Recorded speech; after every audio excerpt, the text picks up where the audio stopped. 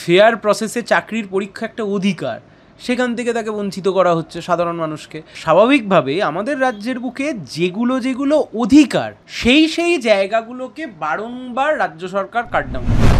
পশ্চিমবাংলার বুকে যতগুলো দুর্নীতি হয়েছে, এই দুর্নীতির মূল মাথাকে আজ অব্দি ইডি সিবিআই একটা কোনো ব্যবস্থা নিয়েছে? আপনি বলুন তো।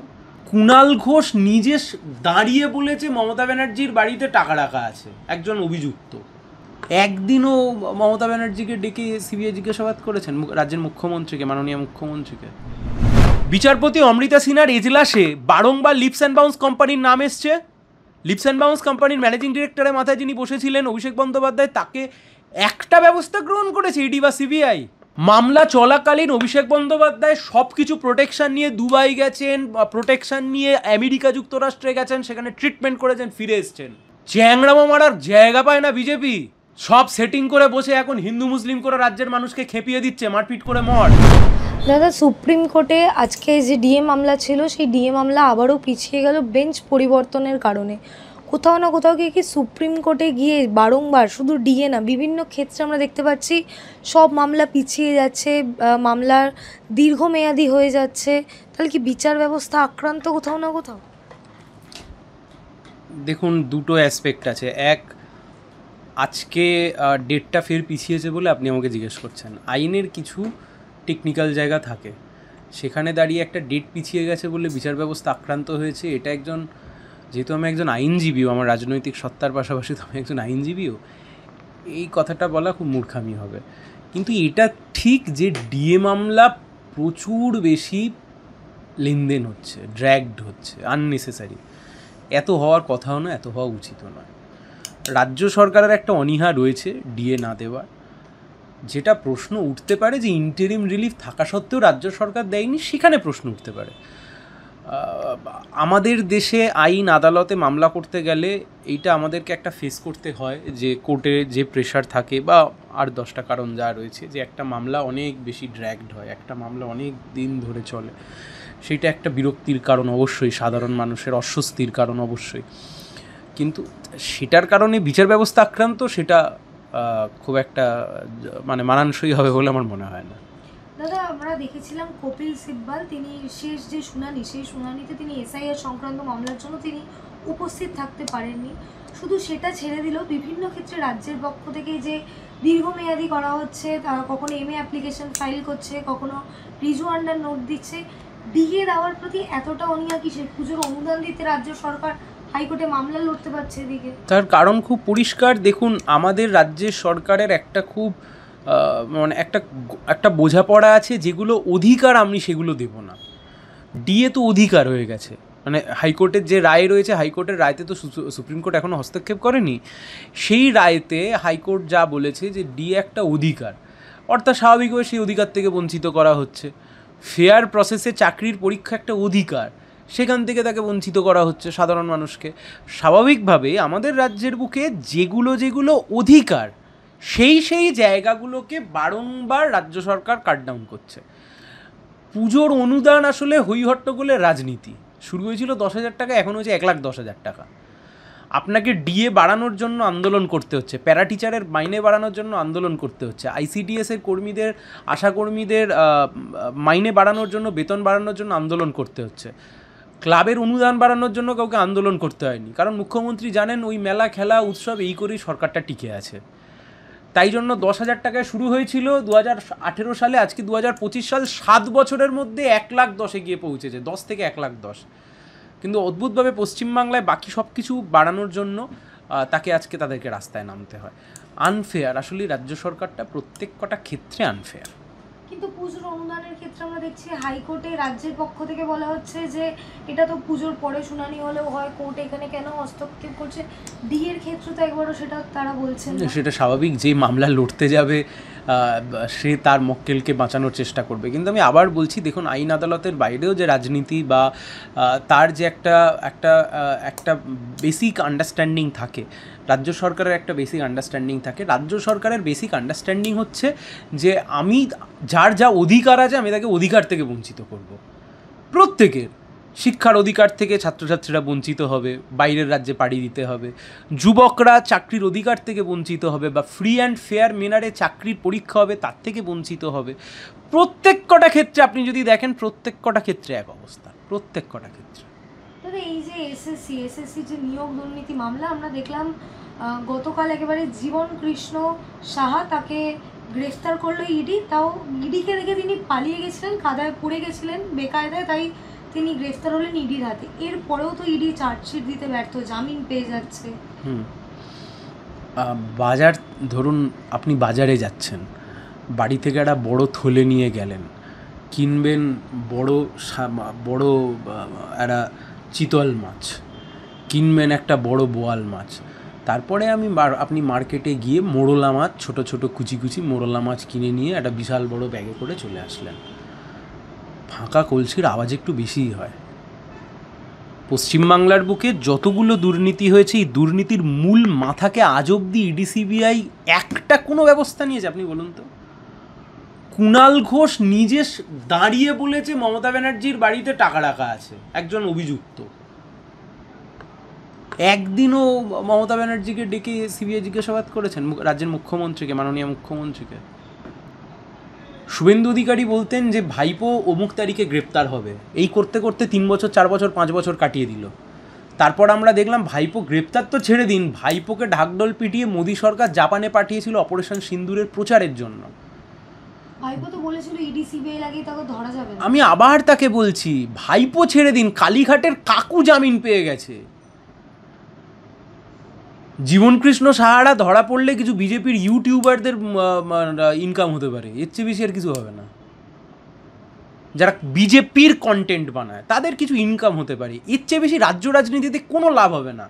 কারণ এই বিষয়গুলোকে খেলো করে ফেলেছে সিবিআই, ইডি, বিজেপি খেলো করে ফেলেছে। শিক্ষক নিয়োগ দুর্নীতির মামলায় সবচাইতে বড় গ্রেপ্তার কে আজ অব্দি? পার্থ চ্যাটার্জি। তাহলে তার বড় মাথা যদি ধরতে হতো, মন্ত্রিসভার মাথা ধরতে হতো। বিচারপতি অমৃতা সিনহার এজলাসে বারংবার লিপস অ্যান্ড বাউন্স কোম্পানির নাম এসছে। লিপস অ্যান্ড বাউন্স কোম্পানির ম্যানেজিং ডিরেক্টরের মাথায় যিনি বসেছিলেন, অভিষেক বন্দ্যোপাধ্যায়, তাকে একটা ব্যবস্থা গ্রহণ করেছে ইডি বা সিবিআই? মামলা চলাকালীন অভিষেক বন্দ্যোপাধ্যায় সব কিছু প্রোটেকশন নিয়ে দুবাই গেছেন, প্রোটেকশন নিয়ে আমেরিকা যুক্তরাষ্ট্রে গেছেন, সেখানে ট্রিটমেন্ট করেছেন, ফিরে এসছেন। চ্যাংড়ামো মারার জায়গা পায় না বিজেপি, সব সেটিং করে বসে এখন হিন্দু মুসলিম করে রাজ্যের মানুষকে খেপিয়ে দিচ্ছে, মারপিট করে মর। সারদার 3টে মামলায় দেবযানী আর সুদীপ্ত বেকসুর খালাস। বাকি মামলায় আজ অবধি না চার্জ ফ্রেম হয়েছে, বেশিরভাগ মামলায় সিবিআই চার্জশিটটুকু পর্যন্ত দিতে পারিনি। সিবিআইয়ের মামলাতে, রোজ ভ্যালি সারদার মামলায় সবচাইতে বড় গ্রেপ্তারি কার? মদন মিত্র। তারপর কেউ নেই। শিক্ষক নিয়োগ দুর্নীতির মামলায় সবচাইতে বড় গ্রেপ্তারি কে? পার্থ চট্টোপাধ্যায়। তারপর মাথা নেই।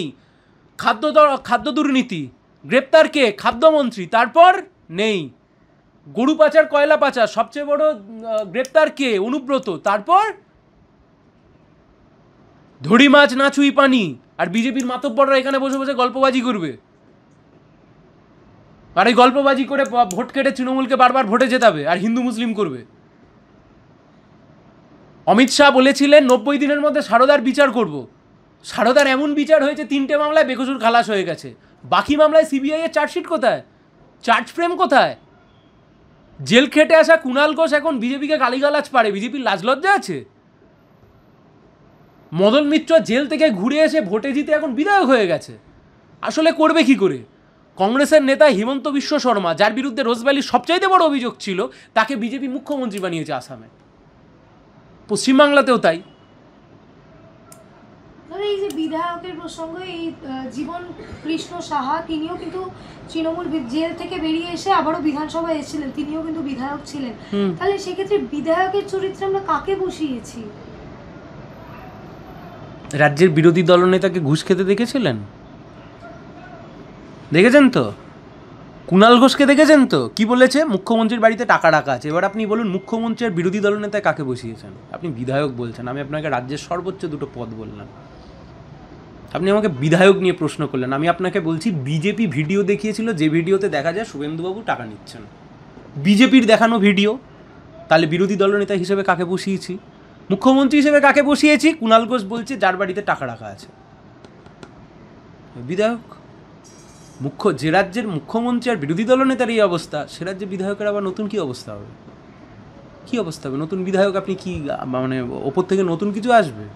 এই সিস্টেমের মধ্যেই তো জন্ম নেবে, আলাদা কি জন্মাবে? আলাদা কি তৈরি হবে? বিচারপতি বিচার করতে করতে হাফ ছেড়ে দিয়ে প্রার্থী হয়ে গিয়ে ভোটে জিতে গেছে। মুম্বাই কোর্টের বিচারপতি যিনি হয়েছেন কিছুদিন আগে বিজেপির স্পোক্স পারসন ছিলেন। কোথায় নিয়ে গিয়ে নামিয়েছি রাজ্যটাকে আমরা, রাজনীতিটাকে? আপনি আর একবার শুনতে পান ভাগ মুকুল ভাগ, ভাগ মদন ভাগ, ভাগ মমতা ভাগ, 2016 সালে বিজেপি স্লোগান, আজকে আর শুনতে পান? আজকে দেখুন মুখ খুললেই পচা গন্ধ বেরোবে, খালি হিন্দু মুসলিম হিন্দু মুসলিম, কাটো ভাটো এইসব করছে। ভাঁড় নেতা বানিয়েছে কিছু, না আছে নিজেদের কিছু নেতা, অর্ধেক কিছু তৃণমূলের, অর্ধেক সিপিএমের, অর্ধেক কংগ্রেসের, উচ্ছিষ্টগুলোকে নিয়ে নিজের দল চালাচ্ছে। উত্তর দিতে হবে তো, একটার তো উত্তর দিতে হবে যে বিজেপিকে ভোট দিয়ে লাভ তো একটা কিছু হয়েছে, তো বুঝতে হবে যে হ্যাঁ বলেছিল যা দুর্নীতি হয়েছে সেই দুর্নীতির মাথা খুঁজে বের করব। আজকে মোদী সরকারের 2014 থেকে 2025 সাল 11 বছর সেন্ট্রাল গভর্নমেন্টে বিজেপি রয়েছে, তৃণমূলের কোন বড় মাতব্বর জেল খেটে বসে আছে? পার্থ জামিনে বেরোলো বলে অর্ধেক মামলায় জামিন পেয়ে গেছে, অর্পিতা মামলায় বেরিয়ে চলে এসছে, কি পড়ে রইল বলুন তো? শিক্ষক দুর্নীতি হয়েছে বলে শিক্ষকদের চাকরি চলে গেল, ইডি সিবিআই বলেই দিল প্রায় যে শিক্ষক নিয়োগ দুর্নীতির সবচেয়ে বড় মাথা হচ্ছে পার্থ চ্যাটার্জি। আরজি করের এমন বিচার করা সিবিআই করলো, এমন সেটিং করে বিচার করা করলো যে বিচারপতি এখনো অবধি বুঝে উঠতে পারছেন না। বিচারপতি সঞ্জয় রায়কে দোষী সাব্যস্ত করে দিয়ে বললেন এখনো তদন্ত চলবে। কিসের তদন্ত? একদিকে বিচারপতি বলছেন যে একজন ব্যক্তি এই ঘটনা ঘটিয়েছে, আবার বিচারপতি বলছেন এই তো এর ফার্দার ইনভেস্টিগেশন এখনো চলবে, হাইকোর্টের রোজ পাঁচালি চলছে এখনো। কি বিজেপিকে ভোট দিয়ে লোকের কি হয়েছে? হিন্দু মুসলিম, একটা শান্তিপ্রিয় রাজ্যকে মোটামুটি হিন্দু মুসলিম করে চালিয়ে দিচ্ছে, আর তার সুযোগে মমতা ব্যানার্জি বারবার ক্ষমতায় বসে আছেন। জেপিসিতে যাব না বলে দিয়েছে, আগে থেকে বলে দিয়েছে জেপিসিতে যাব না। আরও খবর আসবে দেখবেন, বিহারে সর্বদলীয় যে মিটিং হবে সেখানেও দেখবেন তৃণমূল থাকবে না। মিলিয়ে নেবেন আপনি। কেন? মা দাসখত দিয়ে রেখেছে দিল্লির কাছে। তাও তো কেন্দ্রে বিজেপি এবং রাজ্যে একেবারে তৃণমূল রয়েছে, বহাল তবিয়তে রয়েছে। থাকবে তো, সেটিং করে বসে আছে তো, এটাই তো সেটিং। সেই সেটিং ভাঙার জন্যই তো লড়াই হচ্ছে। লড়াইটা কঠিন কিন্তু তো হচ্ছে। লড়াইটাতে জিতবেন আশা আছে? লড়াই হয় জেতার জন্য। 26-এ তো নির্বাচন।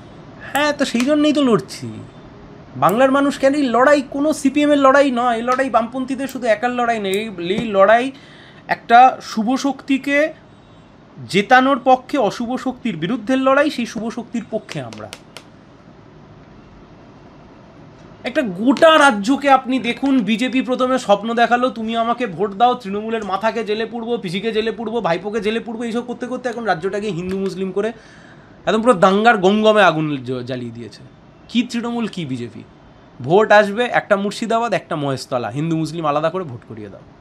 এই যে এসএসসি নতুন পরীক্ষা হবে, সেই পরীক্ষাতে অযোগ্যদের কাছে অ্যাডমিট কার্ড চলে যাচ্ছে, এরকম বিভিন্ন অভিযোগ আসছে। অন্যদিকে একেবারে যে স্কুল থেকে নাকি হায়ার সেকেন্ডারি পাস হয়েছে স্টুডেন্টরা, সেই স্কুলেই তাদের সেন্টার পড়েছে, আবারও টাকা তোলা হচ্ছে, এরকম একাধিক অভিযোগ আসছে। তা আপনি অন্য কিছু ভেবেছিলেন?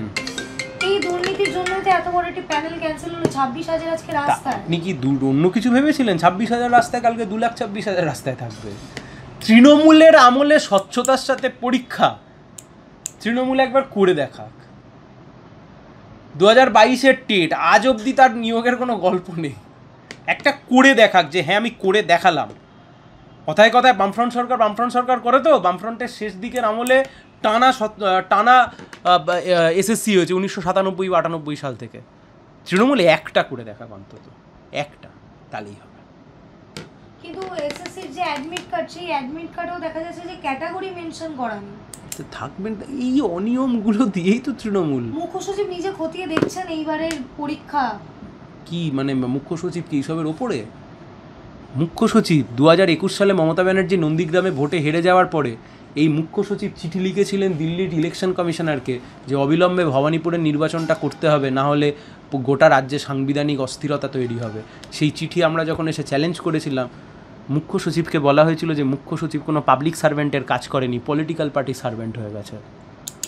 মুখ্য সচিব বলে মুখ্য সচিব এমন কিছু না, মুখ্য সচিব নিজেকে মূর্খ সচিব বানিয়ে ফেলছেন। দাদা একেবারে শেষ প্রশ্ন, আমরা বিভিন্ন ক্ষেত্রে দেখেছি এই প্যানেল ক্যান্সেল হওয়ার আগে পরে বিভিন্ন ক্ষেত্রে শাসক দলের বিভিন্ন মুখ বলা যেতে পারে, তারা বলেছেন বামফ্রন্ট আমলে এটা হয়েছে, বামফ্রন্ট আমলে ওটা হয়েছে। আপনাদের মধ্যে বামফ্রন্ট আমল ঠিক ছিল না এখন এটা ঠিক চলছে? কোনটা ঠিক চলছে? এই এখন রাজ্যের যে অবস্থা।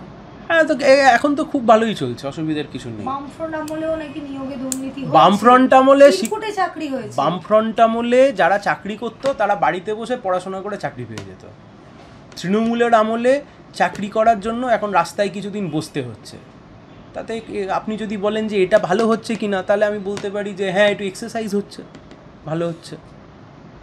এটা যদি প্রশ্ন হয় যে বামফ্রন্ট আমল আর এই আমল, এই দুটোর মধ্যে চাকরির ক্ষেত্রে কোন ভালো হয়েছে, ধরুন আমি আপনাকে বলছি যে বামফ্রন্ট আমলে বিজন সরকার বাড়িতে বসে পড়াশোনা করে তৃণমূলের নেতা, উনি চাকরি পেয়ে গেছেন। আর এই আমলে যে চাকরি পেতে চাইছে তাকে প্রথমে পড়াশোনা করতে হচ্ছে, বিএড করতে হচ্ছে, তারপর টাকা জোগাড় করতে হচ্ছে তৃণমূলের নেতাকে দেওয়ার জন্য, অথবা তাকে মেরিটে পরীক্ষা দিতে হচ্ছে, তারপর তাকে রাস্তায় এসে বিক্ষোভ করতে হচ্ছে। তো এর মধ্যে যেটা সহজতর উপায় সেটা করছে। শিক্ষক শিক্ষিকাদের মামলা লড়তে লড়তে তারাও আইনের মারপ্যাচ জেনে গেছেন। যাদের স্কুলে পড়ানোর কথা ছিল তাদের অর্ধেক জীবন আদালতে কেটে যাচ্ছে। এখন কার ভালো হচ্ছে এতে? তৃণমূলের কিছু মাতব্বর ছাড়া কারোর ভালো হচ্ছে না।